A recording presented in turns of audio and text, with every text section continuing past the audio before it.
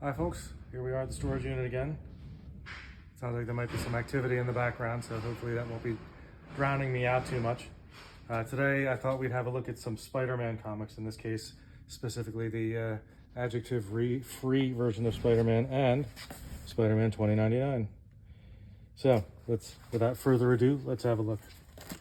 So these ones on top, of course, this is the silver version of Spider-Man #1. Of course, the artist and writer here is Todd McFarlane. Everybody knows that, right? Who's looking at this? There's his signature down there. So this is the regular... Why does it have a question mark under it? I don't know. I guess I don't know. So, anyway, that's #1 of Spider-Man. Here's #2.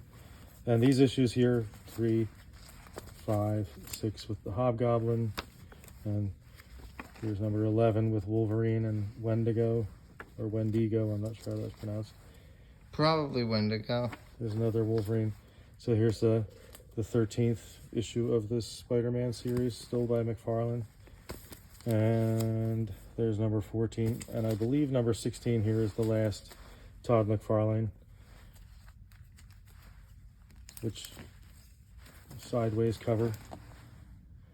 So it's an interesting thing. So then they switch over to, I can't remember who the writer of this was, but Rick Leonardi was the artist. He's pretty good.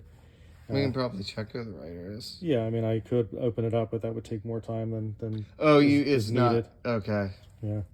So then, of course, there's Thanos on the cover, so, you know, it's automatically an eye-catching thing. So as you can see, I have multiple copies of this one.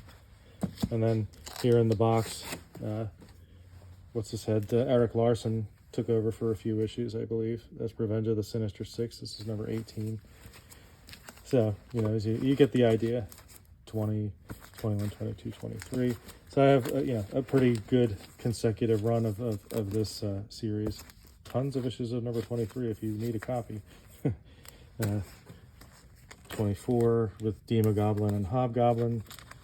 And there's 25, which is Excalibur. Here's 26, the shiny hologram cover. Oh, of course, you fools. Of course, it's fun. Which is a reference to a Fantastic Four audio that they did, which, amusingly enough, trivia has Bill Murray as the voice of the Human Torch. So if you ever have a chance to seek it out, it's very entertaining. So here's the rest of the series. Can you see that if I don't take them out of the box anymore? Oh, it looks like it. Okay. So yeah, there's just the series continuing on. That's issue 29. It's issue 31.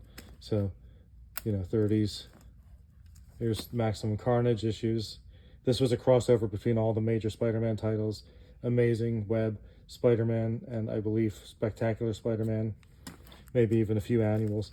And this went on for a while, 14 parts. So that's part 4, #35. Got a bunch of those. Here's #36. No More Mr. Nice Venom. No more Mr. Nice Venom. And there's Maximum Carnage 12 of 14. So 3 of the issues that are featured. And of course, they feature Venom, Electro, a bunch of those. There's Iron Fist. So, you know, as you can see, this is getting into the later 40s. Hobgoblin, Demogoblin. Here we are in the 50s now. That's Kane. I believe this was around the time of Ben Reilly. So there were some issues that were featuring those characters. So here we are. These are going into the, this is into the 70s. Looks like Hammerhead there on the left, but I'm not 100% sure about that.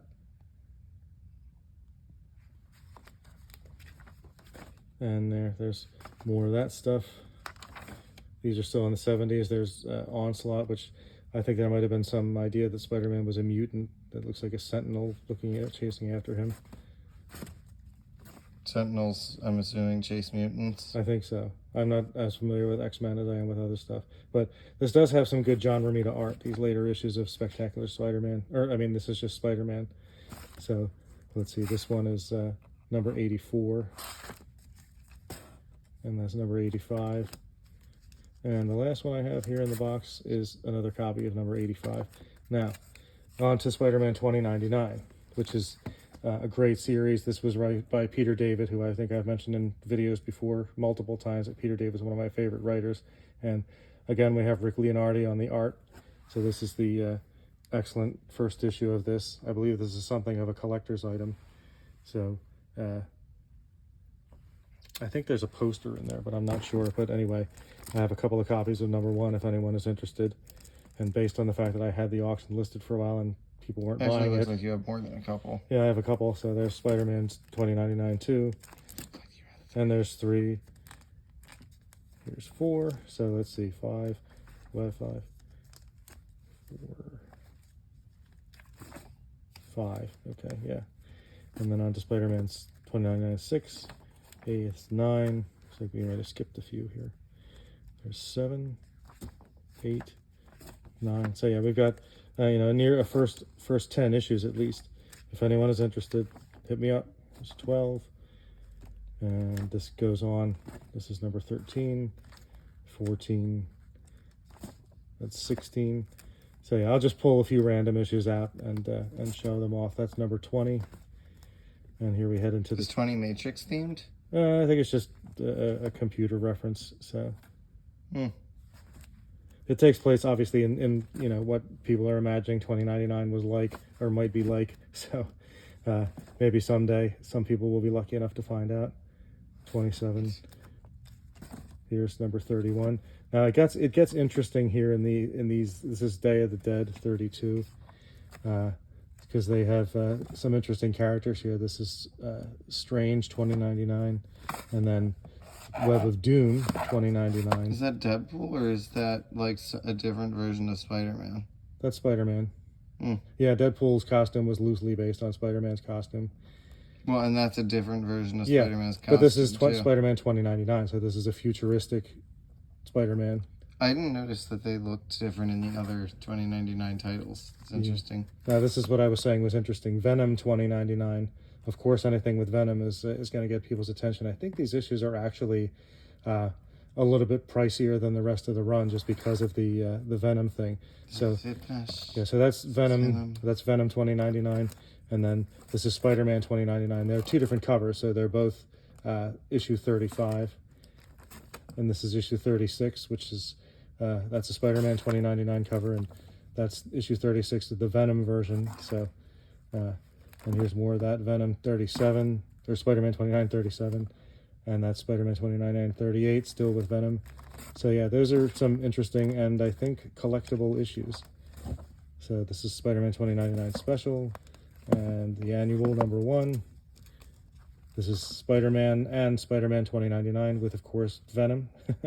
And again, written by Peter David, art by Rick Leonardi. So, Spider-Man 2099 meets Spider-Man. yeah. And then this is a redone version or a rebooted version in more recently. I forget when this came out, but these were both pretty recent. So, and this is the Is it on the tag or whatever this thing is? No, it doesn't. It might be on the inside cover. 2022. Oh, wow. Yeah, so this is the alpha issue and the number 1 issue. So if anyone is on the hunt for these, What's the alpha issue? I have no idea. It just says, Marvel Alpha. Huh. And this is the number 1. So that's it. If anyone is interested in any of those issues, I hope there are some Spider-Man fans out there that will get in touch with me. But you can reach out to me via eBay message and or leave a comment in the video. I had to admit it'd probably be better to send me an eBay message, but either way, I will hopefully see your message. And if you have any questions or if you want to talk about any of these issues, I'll make it a listing just for you. So let me know, and thank you again for watching, and have a good evening. Well, it's an evening for me, so have a good day, everyone. Bye.